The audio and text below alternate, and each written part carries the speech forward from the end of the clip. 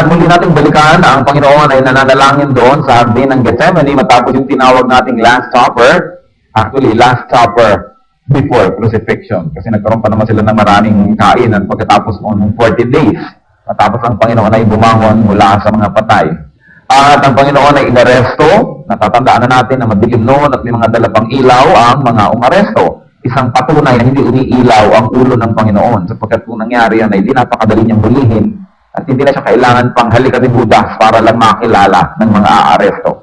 So he was arrested at napag-usapan natin lahat ng mga katiwalian sa pag-lilitis sa Panginoon that they broke more than 30 Jewish laws just one night. Pinagbabawal na umaresto at pinagbabawal na maglilitis sa gabi. Pero ang Panginoon po inaresto sa gabi at bago nag-umaga ay meron ng hatol o kaya ay bago na tanghali ay nandun na at nakapako na siya sa krus. Napakabilis po ng mga pangyayari. Wala pang 24 hours from the arrest, the trial, or let's probably call it mistrial. Pagkatapos yun pong crucifixion and then the death of the Lord Jesus Christ. Hindi naglipat araw, hindi nag 24 hours. At ang lahat ng yan ay nangyari. And so the Lord was sentenced and he passed through the roads of Jerusalem, which many traditionalists call Via Dolorosa or the Way of Sorrows.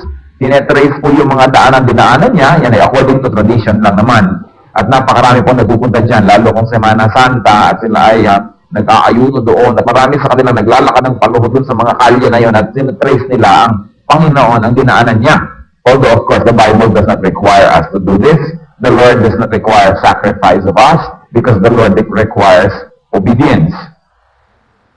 At pagkatapos pagdating nila doon sa bundok ng Calvary, I visited several spots in Jerusalem. And I am convinced because there are two sites in Jerusalem that they believe to be the site of the crucifixion. And I believe that the one na pinaniniwalaan ng mga ebangheliko ay yun na ngayon. Outside of the walls of Jerusalem, there's a tiny hill. At yung pong buril na yun ay siguro halos ay 4 or 5 stories high lamang kung i-compare sa isang building. At yun ay korting bungo.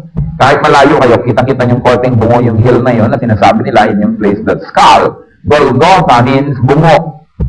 At dyan po ay meron silang mga nahukay na pinaniniwalaan ng maraming evangelicals na doon po nalibing ang Panginoon. Sapagkat ang mga bato na bundok na ganyan, merong hukay na ganyan at pag pumasok kayo sa loob, nandun ay mayroong ang libingan. At yan ang tradisyon ng mga tao nung araw.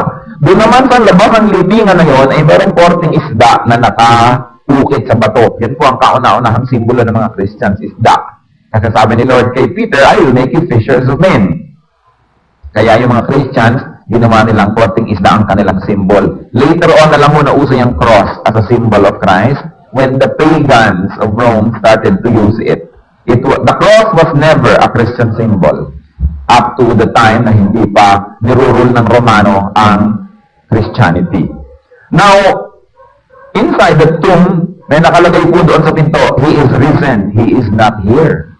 At yan ang sinabi ng anghel noon kila Mary Magdalene nung dumayo sila nung umaga. Sabi ng anghel, He is risen, He is not here. Sapagkat doon po sa isang lugar naman sa Jerusalem, yung tinatawag nilang Church of the Holy Sepulchre, ito ang paniniwalaan ng mga Roman Catholic at saka ng mga Eastern Orthodox Church na doon daw inilibing si Christ. Pero wala na po yung libingan doon sapagkat may church doon at doon sa gitna ng church, doon sa ilalim ay lulusong kayo at sinabi nila yun daw ang libingan. At yung batoy na pudpud na, sa dami po ng humimas at humipo at sa dami ng panyo na ikinayod doon, ay pudpud na yung bato. Kung nakakita kayo ng mga sangkalan ng araw na napupudpud, gano'n na ang itsura.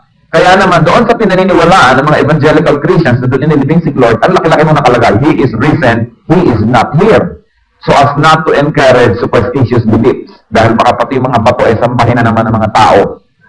And so, nagkukulang sa pagsamba doon sa inilibing at bumangon at ang sinasamba yung pinaglibingan. So, nangyayari po yan when people become very superstitious and traditional. And so, nung dumating doon sa bundok na yon, ang Panginoon, siya po ay ipinako. At siguro yung mahigit mga isang dangkal at malalaking mga pako ang ginamit sapagkat kung maliliit lamang, di mahuhulog yung ipinako. And so, there was this spikes of torture at matapos na inilubog sa kanyang dalawang kamay, at naniniwala po tayo na ang crucifixion ay hindi po sang-ayon doon sa mga artist's rendition na nasa gitna ng palad ang pako. Sapagkat kung nasa gitna yan ng palad, matipilas ang palad at mahuhulog yung ipinako. Sa laki ba naman ng mga tao, kaya ba naman mga ligaments ng palad yun? Kaya dito yan sa pulso. dito ipinapako para talagang nakapako ka. Kaya malalaking mga bakal ang ginagamit nila at pagkatapos ang mga paa ay ipinako. At sa ganito pong crucifixion, sapagkat ang crucifixion ay tradisyon ng mga Romans na pagpatay, this is the capital punishment sa mga hindi Roman citizens. Pag Roman citizen ka o kaya a respectable citizen of a country, beheading para mabilis-bilis at malinis-linis. Pero para ipako kayo doon, napakatagal bago mamatay at hindi naman namamatay dahil ipinako. Ang ikinamamatay po ng ipinako ay sapagkat nakabitin siya, habang siya ay nabibitin, yung mga laman niya dito sa dibdib ay nahihila, kung kaya ang kanyang baga ay hindi na makabukat, hindi na makahinga. And so it is a very slow death na para kang sinasakal, nakukulangan ng iyong hininga. At syempre, ang puso, sapagkat nababanat at nakabitin yung tao, hindi rin makatibok na mabuti. Kaya konti-konti na lamang na blood ang nakakarating sa mga vital organs of the body. Kaya ang ipinapako po ay nagkakaroon ng pagdedelirio at kasunod na yan yung slow bleeding. Kaya po napakasakit na una ng kamatayan at bukod doon ay meron pang kakambal yan, nakahihiyan. Sapagkat to be killed on the cross is a shame. The shame nakakambal sapagkat biruin nyo naman kayo hinubaran na at nandun pa kayo, nakatinda pa kayo at nakikita pa ng mga tao tapos unti-unti kayong namamatay. And so, yan po ay ginagamit ng mga Romans also to discourage people from fighting the government. Eh, kitang-kita mo nga naman yung mga lumalaban sa gobyerno, namamatay na unti-unti, kaya ikaw ngayon, mawawala ka ng lakas ng loob na lumaban pa sa kanilang batas. And so therefore, it is normal, according to scientists and according to history, na ang mga tao kung ipinapako sa krus, ay nagsisisigaw. At maging dyan sa Muntinlupa, ayon po sa nakakasaksi na ng mga pinapatay sa silya elektrika, kahit na talagang si Totoy bato, at kahit siya ang siga ng daang bakal, eh talagang nag-iiwak at naglulupasay pagka dadalhin na sa silya elektrika. Dahil talagang isipin nyo naman na kayo kukuryentehin. Ganon din naman ang mga ipinapako sa krus. Sa sakit ng nadaranasan nila, ay napaka-normal para sa kanilang magsisigaw, magtitili, at pagbumurahin yung mga nagpapako sa kanila. O kaya kung hindi naman pagbumurahin, ay magmakaawa, humingi ng awa. And many of them lose control of their bodily movements. Kaya meron na doon, they move their bowels, may napapaihi, at sabog na ang mga luha, ang umog at lahat-lahat. Dahil nga, nawawala na ng control sa sarili. And so therefore, that is the normal thing to happen to somebody that was being crucified. Tingnan natin ang Panginoon ng ipinako. Ano po ang kanyang ginawa? Nung siya ipinapako at itinataas siyang ganon, ang sabi niya, Father, forgive them, for they know not what they are doing. No man was ever crucified with such presence of mind. At ang ginawa po niya, sa halip na magsisigaw, sa halip na maglulupasay doon, o magmakaawa, o magmura, the Lord Jesus Christ, in the time of the most terrible pain, that could have been a great excuse to lose control of your faculties, the Lord Jesus Christ prayed. Nanalangin. At tingnan po natin ang kanyang dalangin. Ito po yung nakarecord sa Luke 23 verse 34. Father, forgive them, for they know not what they are doing. Ama, patawarin mo sila at hindi nila alam ang kanilang ginagawa. In such a time of crisis and utmost pain, Jesus never said a word of indignation, never a word of bitterness. Hindi siya nagsisi. Na bakit ko ba nagawa pa ito? Bakit ba ako pumunta pa dito sa mundo? Wala po siyang sinisi, hindi siya nagmura, he never cursed anybody. Hindi niya binigyan ng babala yung mga nagpapako sa kanyang, lagot kayo sa akin. Nalimutan niyo na ba kung sino ako? There was no word of complaint, no word of regret, and no word of plea. Hindi siya nakiusap. Instead, Jesus Christ prayed. And in such time of terrible pain and danger to his own person, did he pray for himself? No. He prayed for other people. He prayed for his tormentors. Isipin nyo, na sa halip na magalit siya ay nanalangin, at sa halip na ipanalangin ang sarili, ipinanalangin niya yung nagpapahirap sa kanya. What kind of love is this? At natupad po ang hula, ang prophecy ni Isaiah 53 verse 12, when Isaiah looked forward to the Lord Jesus Christ, more or less about 600 years before Jesus Christ was born, Isaiah was writing about the Messiah. And he said in Isaiah 53 verse 12, He bore the sins of many and made intercession for the transgressors. Natupad ang sinabi. Nilagay niya sa kanyang katawan ang kasalanan ng lahat at pagkatapos ay nanalangin siya para sa mga gumawa ng masama sa kanya. The consistent habit of a lifetime, which is prayer, persisted in the most trying hour of his life on earth. What about us? Kumusta po naman tayo? What do we say and what do we do in times of pain? Ano nga bang ginagawa natin pag nahihirapan tayo? Anong sinasabi natin pag nasasaktan na tayo? Sumbatan na yan. Kahit mga mag-asawa na napakahaba ng pinagsamahan at napakalalim ng pinagmahalan sa isa't isa, pag nasaktan na yung isa, susumbatan na rin yung isa. Sakitan na. In times of pain, in times of inconvenience, in times of disappointment, what comes out of our mouths? Mga pagsisisi, mga pananumbat, masasakit na salita, may mga ina pa na, di sana'y pinisil ko na ang iyong ilong ng maliit ka pa, magiging ka lang palang suwain. May mga ganyan, mga sumbat na. May mga bata naman na sinusumbatan din ng magulang. What do we do and what do we say in times of pain? The Lord Jesus Christ, our Lord, our Savior, and our model, gave us the perfect example of how we should face pain and disappointment to pray. And he prayed for his tormentors. What about the prayer? Tingnan po natin. Isinulat pa natin dyan. Ginawa pa nila Brother Lem at ang mga kasama niya. Father, forgive them, for they know not what they're doing. Bakit Father agad ang beginning ng prayer niya? Tingnan po natin. Father! You know, in the Bible, there is no word that is idle. Lahat po ng salita dyan na may katuturan. At hindi yan nandyan para lang dekorasyon. The arrest, the trial, the crucifixion of Jesus Christ could have weakened his faith in himself. Pwede. Kung tayo, nagkakaroon ng mga kabiguan, nasasaktan tayo, kung minsan nawawalan na tayo ng confidence sa sarili. Nalilimutan na natin kung sino tayo, and so we get lost. Nagkakaroon tayo ng identity crisis. And so the Lord Jesus Christ, it was very important for him that after the trial, the crucifixion, and all the difficulties that went along with that, ay hindi niya nalimutan kailanman kung sino siya in relation with the Almighty. And so he said, Father. All the pain never dimmed his faculties as to forget who he was.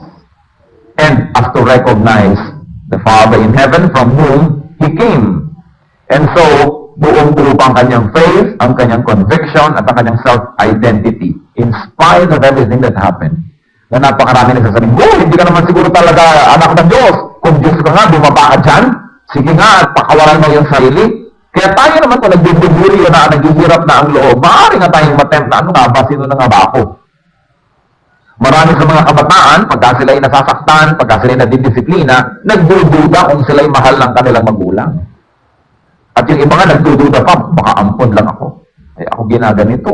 Lalo kung ako may sumusulsul sa'yo, ampon ka lang naman napulot ka lang naman sa kahon ng gata sa baha. So, kung medyo inaapi-api ka na, pwede ka pang maniwala. And so, maraming ganong temptation kay Lord, nakalimutan niya kung sino siya. Dahil sa dahil nangyari, para na siyang inabandon talaga ng lahat-lahat. And so, therefore, he had a very clear faculty. And it was a statement of faith on his side. He said, Father. Hindi niya nakalimutan kung sino siya. He addressed God in heaven from whom he came as Father, the closest affinity in patriarchal Israel. Yun ang closest relationship na pwede mo makuha, yung mag-ama. Sapagkat sa Israel, ama ang leader, hindi ina. Sa atin po, sa Pilipinas, matriarchal tayo. Many men will disagree, but it's really happening. Culturally, we are very matriarchal. Ganyan sa Asia. All agricultural countries are matriarchal. In any case, Father, sabi niya. At sa pagsabi niya ng Father, there is no confusion about the relationship in spite of the trouble. No ill feelings, no distance, despite all the pain and the suffering. Hindi siya lumayo, hindi siya umagwat kahit kailan. Sa niya, Father. What about us? Tayo. Do we stay cling to the Father in heaven despite our disappointments? Despite the frustrations? Despite pain and suffering? O pagka may mga nangyayari na sa buhay natin, hindi natin gusto, nagtatampo tayo, pati sa Diyos. At pati tayo, lumalayo sa Diyos. And so therefore, we can never really say from the bottom of our heart, Father. Kasi tayo lumalayo, nagtatampo, nagagalit sa Diyos. Pagka yung mga deadlines na gusto nating ma-meet, yung mga kailangan natin na hindi niya ibinibigay sa oras na itinakda natin, nagtatampo tayo. Napakagandang isipin yung sinabi, Lord, Father, parang yung sinabing, wala akong sama ng loob, everything is okay, everything is the same, nothing changes between us, kahit nagaganito ako. Remember the prayer of the Lord sa garden? If thou wilt, let this cup pass. Kung maaari sana. You know, the human nature in the Lord was there as well, na mahirap humarap sa crucifixion. Baka akala nyo ganun kadali, dahil sabi nyo, Diyos naman siya. Huwag nyo kakalimutan that Jesus Christ was also a man. So therefore, he probably had all the fears, also the nervousness of man. And he felt all the pain because he was human. And so he said, Father, that means nothing changes in spite of this. Ganun ba ang relasyon natin sa ating mga magulang? Kahit nagkakaroon ng mga hirap, kumisan tampuhan, nothing changes? Ganun ba ang relationship natin sa ating mga spiritual brothers and sisters in the church? Kahit hindi ka pinansin, kahit nabusan ka na isang kalderong sopas, nothing changes? O konting bagay na iiba agad? Dati ang tawag mo yung brother Beck, ngayon Beck! Ulysses! Ganyan pa, bubuuin mo pa, dahil naiinis ka na. But the Lord Jesus Christ said, Father. And after that he said, forgive them. One of the greatest teachings of the Lord is to forgive enemies. Matthew 44, he said, but I tell you, love your enemies and pray for those who persecute you. Sabi natin, easier said than done. Madaling gawin yan. It's only in the mind. But the Lord, by saying, Father, forgive them, exemplified His teaching. Yung katuruan niya, ginawa niya. Yung sinasabi niya, pinanindigan niya, ginawa niya yon. And I want you to appreciate this, brothers and sisters. Kailan ba ipinanalangin ng Panginoon yung mga nagpapahirap sa Kanya? Kailan? At the climax of the people's rejection of Him, at the climax of the people's hatred and torture of Him, that's when Jesus Christ prayed for them. Hindi nung body-body pa sila, hindi nung magkakaibigan pa sila, na nag-miracle siya, at ang mga tao ay dinudumog siya at nagkakandara pa sa paghipo ng kanyang damit. Hindi noon. Nung siya ay tinalikuran, nung siya ay dinuraan, nung siya ay binugbog, nung siya ay binunutan ng mga balbat at siya ay iniinsulto, nung siya ay hinampas, nilatigo, nung ipinako siya sa krus, nung niya ipinalangin ang mga ito. What timing and what proof of God's love. Can we do this? O ipinapanalangin lang natin ang mga kapatiran natin pag tayo magkakasundo. At pag nagkasamaan na ng loob, ipinapanalangin pa rin, pero mamatay na sana siya. Mahulog sana siya sa hagdan. Ganito kaya ang mga prayer natin. But the Lord Jesus Christ prayed the most profound, the most beautiful, the most affectionate prayer for the people at the height of the people's rejection of Him. Kapag sinabing Christian, ibig sabihin little Christ, dapat nagagawa natin yun. Siguro hindi ganun katindi ang ating paggawa, subalit we should strive towards that end. Sabi niya, Father, forgive them. Bakit naman Father ang forgiving party? Bakit Father ang magpapatawad? Samantalang sabi sa Matthew 9:6, si Jesus daw ay may authority on earth to forgive sins. In fact, He has forgiven many people their sins. Bakit hindi na lang siya magpapatawad? Why did He say, Father, forgive them? In the crucifixion, remember, Jesus counted Himself as among the sinners. In the crucifixion, Jesus was the sinner on behalf of the world. Kaya, hindi na siya nag-grant ng forgiveness. Because He counted Himself, ibinilan niya ang kanyang sarili na isa sa mga makasalanan. In fact, ibinilan niya ang kanyang sarili na isa-isang makasalanan. At ang lahat ng tao ay banal. Paano nangyari yon? Isaiah 53 verse 12. Because He poured out His life unto death and was numbered with the transgressors, for He bore the sins of many. 1 Peter 2:24, He Himself bore our sins in His body. Kaya, nung ang Panginoon po ay nakapako, siya lang ang may kasalanan sa buong mundo, sapagkat ang lahat ng kasalanan ng mundo, inilagay niya sa kanyang katawan. Kung kaya naman nung siya'y namatay, dala-dala niya sa libingan ng lahat ng kasalanan na kanyang dinala. At nung siya po'y nabuhay at iniwan niya ang libingan, nabaon na doon ang kasalanan ng buong mundo. That's why ang mga taong naniniwala sa Kanya, nagpapasakop sa Kanya, tumatanggap sa Kanya, inaari ng Ama na walang kasalanan. Dahil ang kasalanan natin, dinala niya sa Kanyang katawan. Kasalanan ng mga taong maniniwala at tatanggap sa Kanya. While salvation is for all, it is good only for those that will believe in it and will appropriate it for themselves. Kaya tinatawag si Jesus na tagapagligtas. Kaya tinatawag siyang kordero ng Diyos na nag-aalis ng kasalanan ng sanlibutan. Bakit niya naalis ang kasalanan ng libutan? Sinabi ba niya, magic, naalis ang iyong kasalanan. No! Naalis ang ating kasalanan dahil kinuha niya, pinako niya, binayaran niya. Kaya ang kasalanan bayad. Kaya tayo naliligtas, hindi sa paggawa ng mabuti. Dahil paggawa ng mabuti, para nagbabayad tayo sa kasalanan. Hindi pwedeng bayaran yun. Dahil kahit anong kabutihan ang gawin natin, hindi natin matatakpan ng mga kasalanan na ating ginagawa. Kaya ang Panginoong Jesus ang nagtakip, siya ang nagbayad. Kaya sabi ni John the Baptist, "Behold the Lamb of God that takes away the sins of the world." And when Jesus Christ had taken your sins and mine and placed it on His body, dinala niya yun sa kamatayan. And so, He did not count Himself as the forgiving party because He put and placed on His body the sins of us all.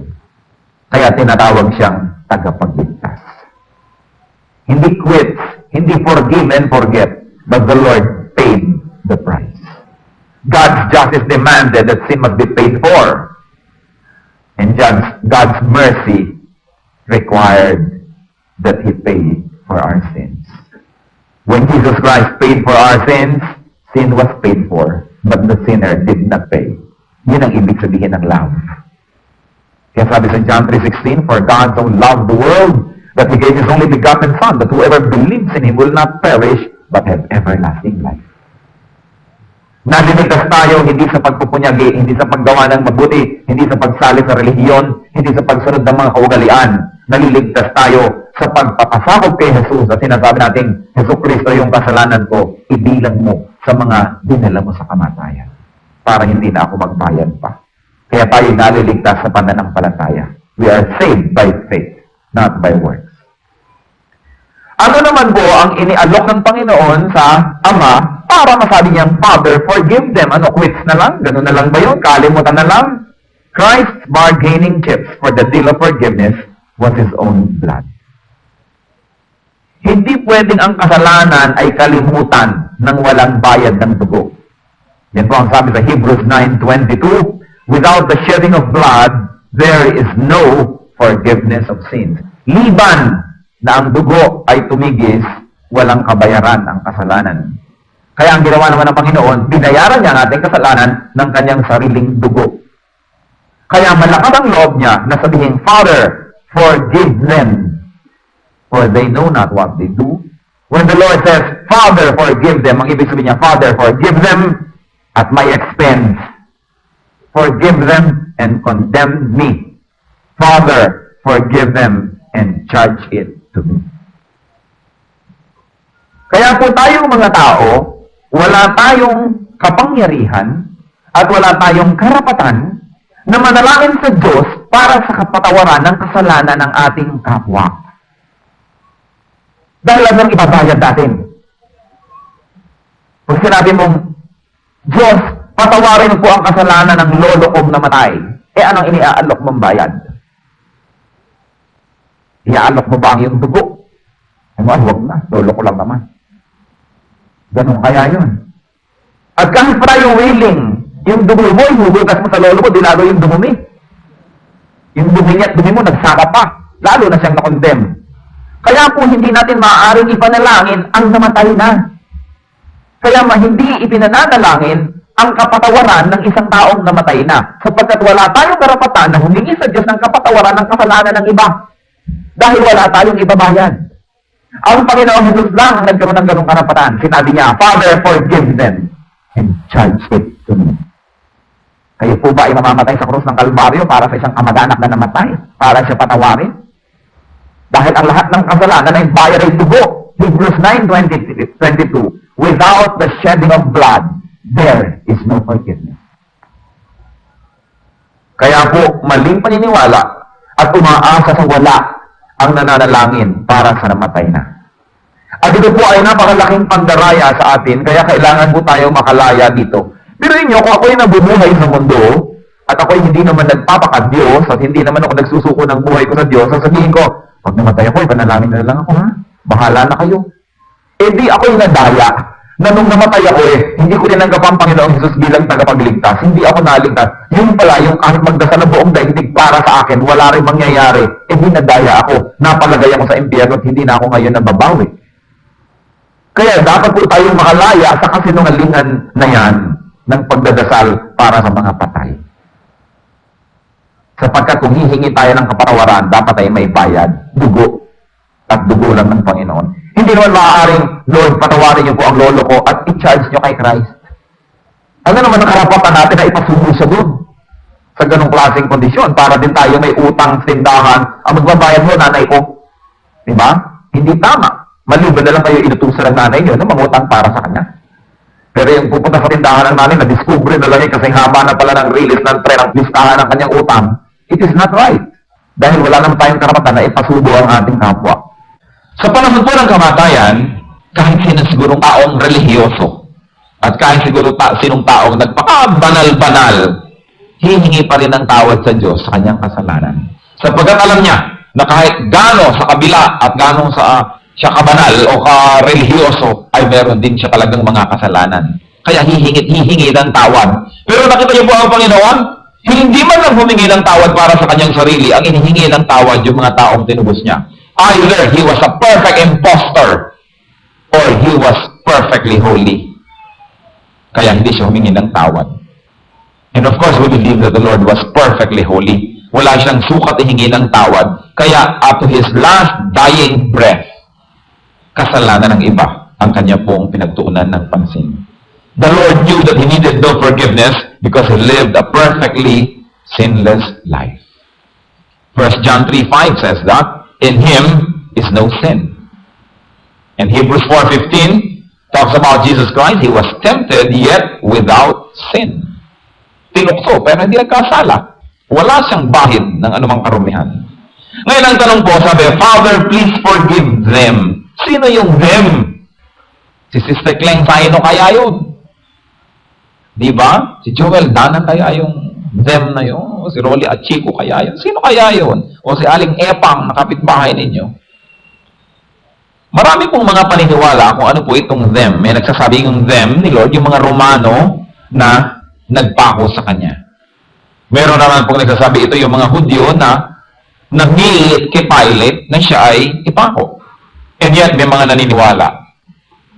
At ito po sa huli, kasama ako dito, na yung sinabi ni Lord na them, both the Jews and the Gentiles. The Jews, the Romans, the Filipinos, lahat tayo. Kasama na ang mga Ita, ang mga Tiruray, ang mga Tinggian, ang mga Inchek, lahat, pati Arabo, na maaari pong maniniwala. Kasama na rin dyan ang mga entertainers, lahat ng klase ng tao. Did Jesus die only for the sins of those immediately around Him and those that were directly implicated in His death? I don't think so. Napakaunti naman nun.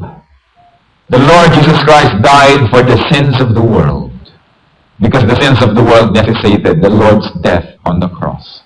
John 3:16 tells us, for God so loved the world that He gave His only begotten Son.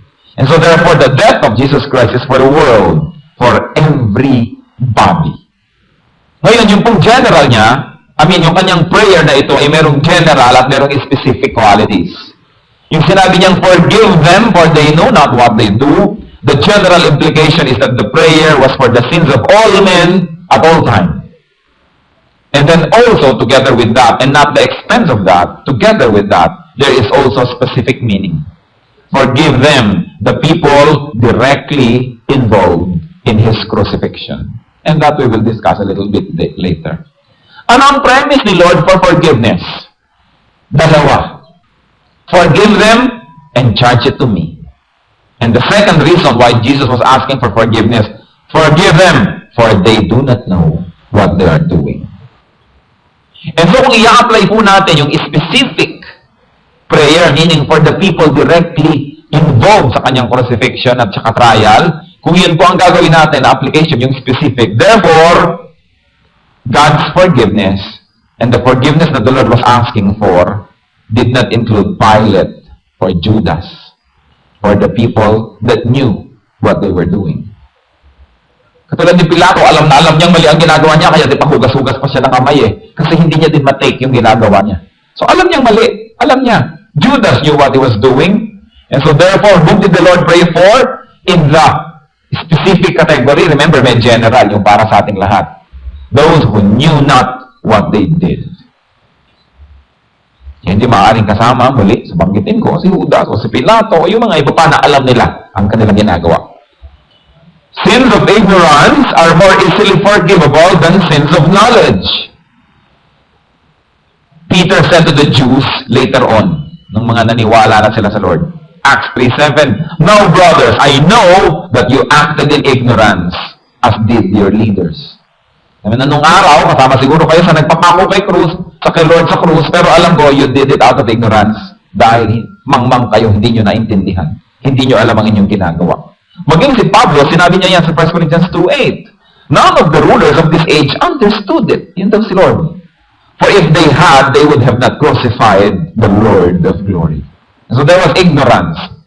And 1 Timothy 1:13, Paul said, "Even though I was once a blasphemer and a persecutor and a violent man, I was shown mercy because I acted in ignorance and unbelief."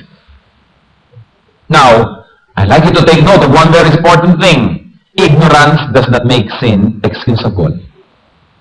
Ignorance of the law is not an excuse. However, ignorance makes the offender more easily forgivable than those that act with full knowledge. So, hindi po kamo tayo mangmang, sasabihin natin, kasi hindi ko alam eh. Hindi po yan ang nagiging basihan para tayo mapatawad. Kaya lang, yung nagkakasala ng walang muang at walang kamalay-balay na nagkakasala siya, mas madaling patawarin kaysa sa doon sa mga alam na alam nila ang kanilang ginagawa ay mali. And so therefore, anong klase po bang kasalanan na mga ginagawa natin sa buhay? Nagkakasala ba tayo dahil hindi natin alam? Tumatawid ba kayo ng hindi pag-green dahil hindi nyo alam o alam nyo? Diba? Nagbe-break ba tayo ng mga law dahil hindi natin alam o alam na alam natin kaya nga nagmamadali dahil may pulis. So therefore, alam natin. Yung nagtatapon ba tayo ng basura sa mga kalye-kalye kung saan-saan sulok-sulok, alam ba natin na bawal o hindi? Alam natin. So we are committing sins of knowledge. Hindi sins of ignorance. Kaya mahirap patawarin yung mga yan. Dapat, kung anong alam natin, doon tayo kumonforme. Eh, yun, meron naman kaya tayong ginagawa talagang kasalanan na, ako, hindi ko alam na kasalanan pala. Parang pag nahuli ka ng pulis, ako, hindi ko nakita ang red light. Hindi ko alam na no parking. Mga kunwari. Gaano karami po sa ginagawa nating kasalanan, yung alam naman natin. And so therefore, kung alam natin hindi tayo kasama dyan, so forgive them for they know not what they do.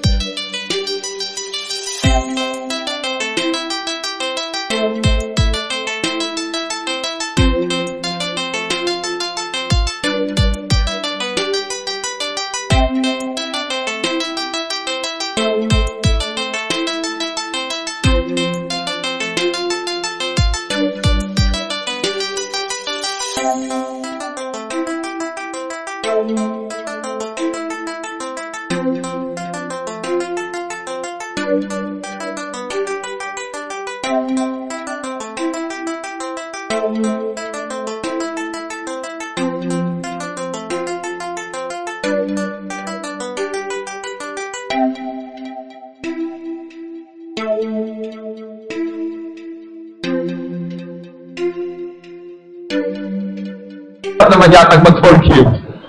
Pero, maganda naman ang intensyon ng tao. Di ba? Ang ganda-ganda ng intensyon. Maraming ganun eh. Kung minsan, gagawa sila sa bahay, yung pala 110 yung isa mong gamit, isaksak sa 220, umusok na sunog, galit na galit ka. Pero maganda ang kanyang intensyon. Kung minsan naman, pero mag-volunteer magluto, pagdating ng manong nanay, galit na galit, yung pala, bukas pa yan, ba't yan ang iniluto mo, ganyan-ganyan. So, good intention, pero bad result. So sa ganun po, titingnan na lang natin yung intensyon. Ano ba ang hangarin niya? Kahit mga nagkabigo-bigo yung hangarin niya at ganyan, nasunog ang bahay. Maganda naman ang intensyon. Hindi tayo dapat nagagalit, di ba? Sana naman po, at pray naman mangyari sa atin yung gano'n na napaka-saklap naman. But the principle is the same. People that have good intentions and bad results must be appreciated for their intentions. Kaya po kuminsan, may mga taong nagadala, gumawa ng mabuti. Kasi hindi natin ina-appreciate, kasi pangit ang nangyari. So therefore, i-apply po natin ito when we are the forgiving party, hindi yung when we need the forgiveness. Kasi dapat strict tayo sa ating sarili at maluwag sa iba. Sins of knowledge make the offender doubly guilty. Tatandaan po natin yan, maibalik ko yan. Yung mga alam na alam natin mali, tapos ginagawa natin, doble ang ating guilt. James 4:17, anyone then who knows the good he ought to do and doesn't do it, sins. Yung nakaalam ng tamang gawin at hindi ginawa, nagkakasala siya. Hindi mo kailangan gumawa ng mali para magkasala. Yun lang alam mo kung anong tama at hindi mo ginawa, kasalanan na yun. Titus 1:16, they claim to know God, but their actions deny Him. They are detestable, disobedient, and unfit for doing good. Yan daw po yung mga nakaalam ng katotohanan. Ang nakakaalam ng mali, na tinalikuran na niya, tapos babalikan niya, sabi sa Bible, they are like dogs. Dogs return to their own vomit. Isinuka na, kakainin pa uli, mamaya. Ganon yung mga alam na nating mali, iniwaksin na natin, mamaya, binabalik-balikan. Sinagot po kaya ng Ama ang dalangin ng anak. Did the Father answer the prayer? Did He grant forgiveness? Una, specifically to the people that did not know what they were doing. And then, did He grant forgiveness to all people in the general application of the prayer? Sabi po ng Panginoon sa John 11:42, kausap niyang Ama, I knew that you always hear me. Alam ko na lagi mo akong dinidinig. Kung kaya wala tayong kaduda-duda, sinagot niya siya ng Panginoon ang sabi, yes na yes. The prayer was granted. At atin pong pakaisipin, bago na ilibing ang namatay na katawan ng Panginoon,